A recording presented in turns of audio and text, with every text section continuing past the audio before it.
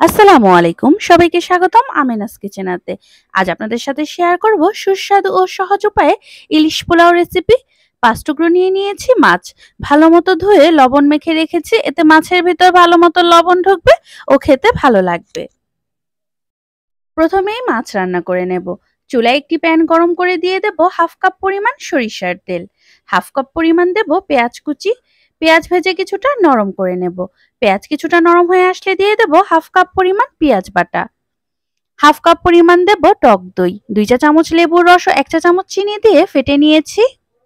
Add করব মশলাগুলো: 1 চা চামচ আদা রসুন বাটা, 1 চা চামচ ধনিয়ার গুঁড়ো, 1 চা চামচ লাল মরিচের গুঁড়ো, 1 চা চামচ জিরার গুঁড়ো, 1 চা চামচ দিচ্ছি কাঁচামরিচ বাটা, কিছুটা লবণ।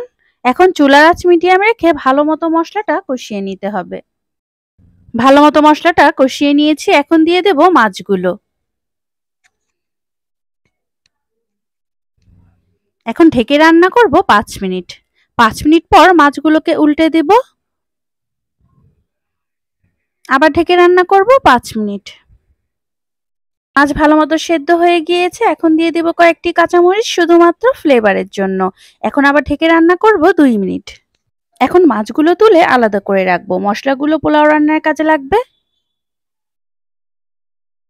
এখন পোলাও রান্না করে নেব। 4 টেবিল চামচ পরিমাণ দিয়ে দেব তেল, হাফ কাপ পরিমাণ দেব পেঁয়াজ কুচি, তেলের সাথে ভেজে নেব। পেঁয়াজ নরম হয়ে আসলে দিয়ে দেব চাল, 2 কাপ পরিমাণ চাল ভালো মতো ধুয়ে পানি ঝরিয়ে নিয়েছি। আর দিয়ে দেব রান্না করে রাখা মাছের মশলা। চালের সাথে মশলাটা দিবেন, আরো ভাজা ভাজা হবে, খেতে আরো বেশি ভালো লাগবে। এখন চালের সাথে মশলাটা ভেজে নেব। এখন দিয়ে দেব পানি। 2 কাপ চালের জন্য আমি 4 কাপ পরিমাণ পানি ব্যবহার করছি। আর দিয়ে দিচ্ছি কিছুটা লবণ। চুলার আঁচ লো মিডিয়ামে রেখে ঢেকে রান্না করব 10 মিনিট। এখন চাল উল্টে দিয়ে দমে রেখে দেব আর 10 মিনিট। প্রায় 90% মতো চাল সেদ্ধ হয়ে গিয়েছে। এখন দিয়ে দেব মাছগুলো ও তুলে রাখা মরিচগুলো। আমি ঝোলের সাথে যে মরিচ ছিল সেগুলো তুলে রেখেছিলাম, প্রথমেই দিলে মরিচগুলো গলে অনেক ঝাল হয়ে যেত। এখন আবার দমে রেখে দেব 5 মিনিট। ইলিশ পোলাও রেডি। এখন পরিবেশনের পালা। মাছগুলো আলতো হাতে তুলে নিয়ে তারপর চাল উঠাবেন। কিছুটা পেঁয়াজ বেরেস্তা ছড়িয়ে দিয়েছি। তৈরি হয়ে গেল মজার স্বাদের ইলিশ পোলাও। ইলিশ সবারই পছন্দের, আর সেই ইলিশ যদি থাকে পোলাওয়ের সাথে তাহলে তো কথাই নেই। সবাই সুস্থ থাকবেন, ভালো থাকবেন। আসসালামু আলাইকুম, আল্লাহ হাফেজ।